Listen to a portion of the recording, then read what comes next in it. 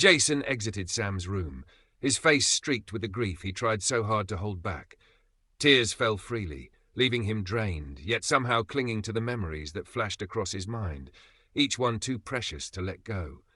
Moments before, he had gazed upon her for the final time, whispering his last goodbye. The memories poured forth in vivid colours and warmth, the light-hearted playfulness of their water gun fight, Sam's fierce independence in refusing to let him see her during her skincare routine, their epic wedding at Noodle Buddha, and the adventure of surviving the 2020 earthquake together. Their theme song, Just You and Me, played softly in his mind, each note carrying a weight that seemed to press on his chest.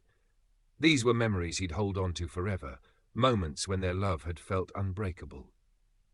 Outside, Alexis, pale and visibly shaken, had accidentally let Sam's death slip to Dante and Rocco, who had just arrived at GH. The somber news dropped like a stone in a pond, sending ripples of shock through the two.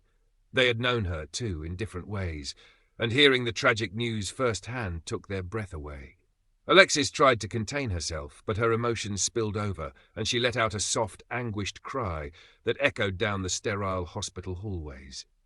Dante put a comforting arm around her, his own face marked by the quiet horror of this unexpected news. It was the unplanned sharing of grief that bound them all in that moment, a raw acknowledgement of Sam's absence that filled the air around them with the weight of what had been lost. Earlier, Jason had asked Alexis for the chance to say goodbye privately, hoping to honor the moments they had shared without interruption. With a subtle nod, Alexis granted him this final request. He had entered the room quietly, and for a moment he couldn't move.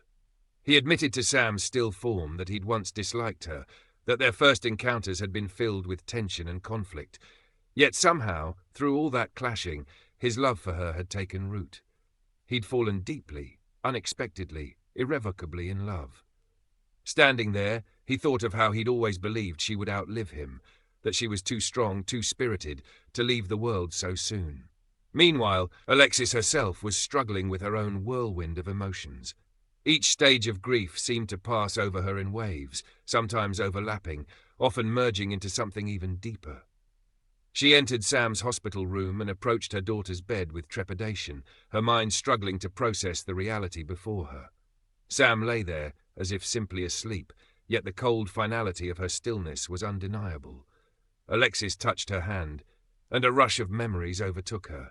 Sam's birth, her first laugh, the milestones they'd shared, and the pride she'd always felt for her daughter. She whispered softly, wondering why fate had taken Sam instead of herself. The emptiness gnawed at her, and she wished she could turn back time, that she could somehow trade places and give Sam a second chance at life. Finally, Lucas, Portia, and Elizabeth had been the first to confront the heartbreaking reality, trying every medical effort possible to revive Sam. They had pushed through the steps, the technicalities, and the procedures. Their desperation mirrored in each attempt. And when it became clear that their efforts had been in vain, they took on the heavy responsibility of informing Alexis and Jason. As the news was delivered, it was as if the very walls of GH seemed to close in on them. The hospital staff, accustomed to witnessing life and death daily, felt the sharp sting of loss.